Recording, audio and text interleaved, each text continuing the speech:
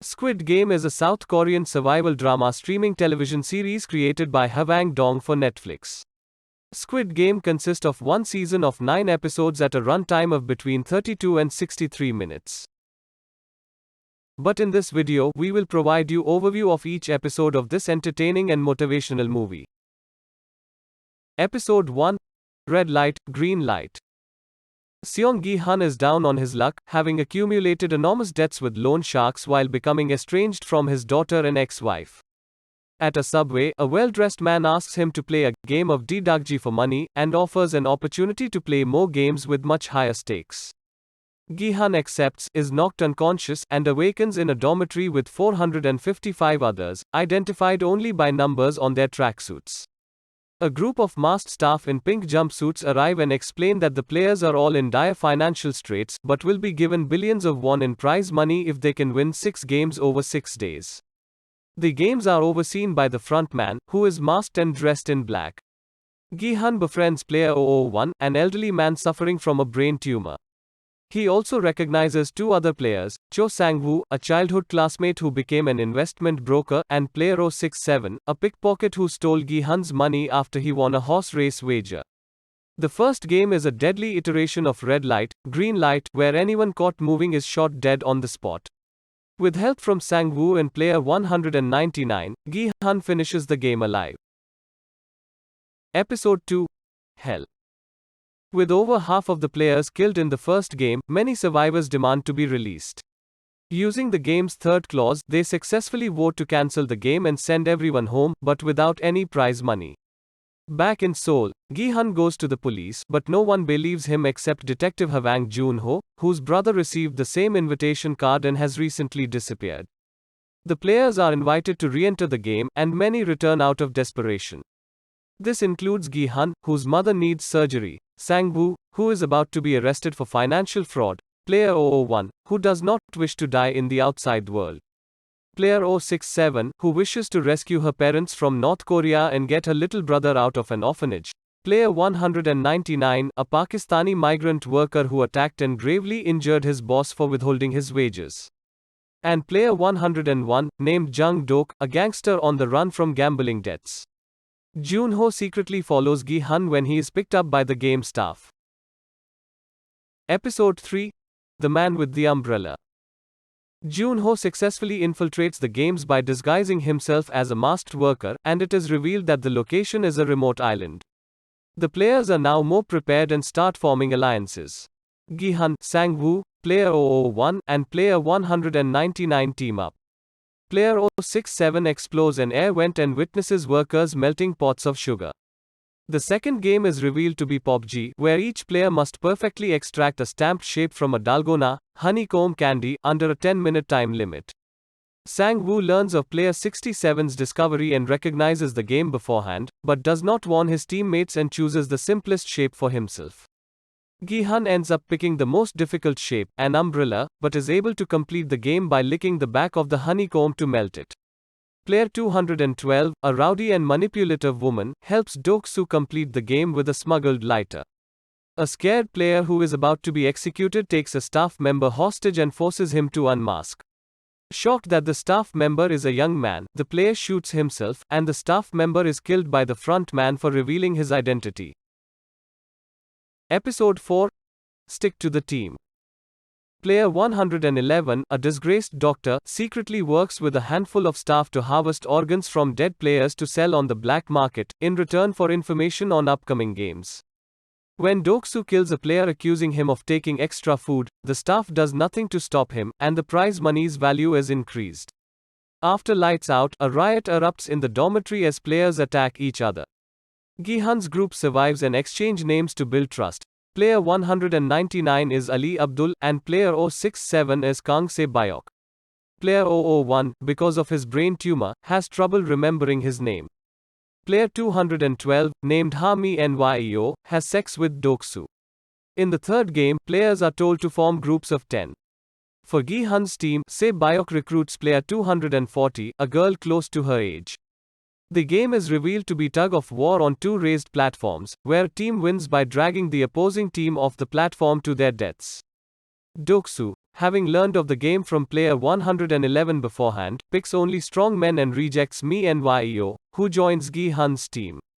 After Doksu's team wins their match, Gi-hun's team struggles against another all-male team. Episode 5: A Fair World. Gi-hun's team wins their tug-of-war match with player 01's strategy and Sang-woo's quick thinking. Anticipating another riot, they build a barricade and spend the night taking turns on guard, but Doksu's team does not attack.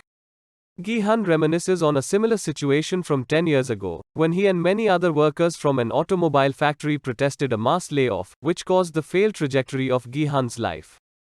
Junho witnesses the organ harvesting racket, as the staff member whose identity he stole took part in it. Except Junho, everyone involved in the racket is eventually killed, including player 111. The front man begins a facility-wide manhunt for Junho, who breaks into the front man's office. Junho learns that the game has been running for over 30 years and that his elder brother Hwang In-ho was the winner in 2015. Episode 6: Gganbu. The players see the bodies of player 111 and his co-conspirators strung up for cheating, and are assured that the games are designed to give every player a fair chance without discrimination. For the fourth game, players are told to pair up, but discover that instead of working as a team, they will have to play against their partner in a marble game of their choice. Whoever gets all their partner's marbles within 30 minutes will win and survive. Se-byok and player 240, named Ji-young, share their life stories. Ji-young sees Se-byok has more to live for and sacrifices herself. Sang-woo tricks Ali into giving up his marbles and wins, which results in Ali's death. Doksu wins against his partner and henchman, player 278. Gi-hun exploits player 01's dementia to defeat him, only to discover that player 001 had been aware of the deception the entire time. Player 001, who remembers his name to be Il-nam, allows Gi-hun to win anyway, as he is his Gganbu trusted friend. Gi-hun and Se-byok are traumatized by the deaths of their friends. Episode 7: Whips. The players return to find Nyo, who did not have a partner for the marbles game, still alive. Foreign VIPs, who had been wagering on the games remotely, arrive to watch and wager on the next rounds live. Junho, posing as one of the masked servants, is sexually propositioned by one of them. In a private room, he attacks the VIP, records his confession, and escapes the island. Meanwhile, the fifth game has players crossing a two-panel wide bridge, where the panels are each made of either tempered or regular glass, the latter of which cannot support their weight. The players at the front of the line fall to their deaths as they progressively test the panels. Doksu refuses to move despite the clock ticking, daring others to pass him. Nyo grabs him and, as revenge for betraying her, pulls him down with her to their deaths. Player 017, a seasoned glass worker, is able to determine which panels are safe until the front man turns off the lights, removing his advantage. With time running out, Sang-woo pushes player 017 to his death, revealing the last trick panel. Only Gi-hun, Sang-woo, and Se-byok complete the game. At its conclusion, explosions shatter the remaining panels and injure the three players. Episode 8: Front Man. As finalists, Gi-hun, Sang-woo, and Se-byok are given a change of outfit to formal clothes. Se-byok hides a severe stab wound she received from the glass bridge explosion. After eating dinner, each player is left with a steak knife. Gi-hun suggests to Se-byok that they should ally against Sang-woo, realizing he will go to any length to win. Se-byok instead begs Gi-hun to promise that whoever wins the game will look after the other's loved ones. Gi-hun goes to kill Sang-woo when he falls asleep, but Se-byok stops him, telling him he is not a murderer. Se-byok's injury worsens, prompting Gi-hun to call for help. When Gi-hun is away, Sang-woo kills Se-byok and the staff arrive only to collect her corpse. Furious and heartbroken, Gi-hun tries to attack Sang-woo but is prevented by the staff. Meanwhile, Junho makes it to another island but is quickly tracked down by the front man and the staff. To Junho's shock, the front man reveals himself to be his brother, In-ho, who tries to recruit him. When he refuses, In-ho shoots Junho in the shoulder, causing him to fall back over a cliff edge into the sea. Episode 9: One Lucky Day.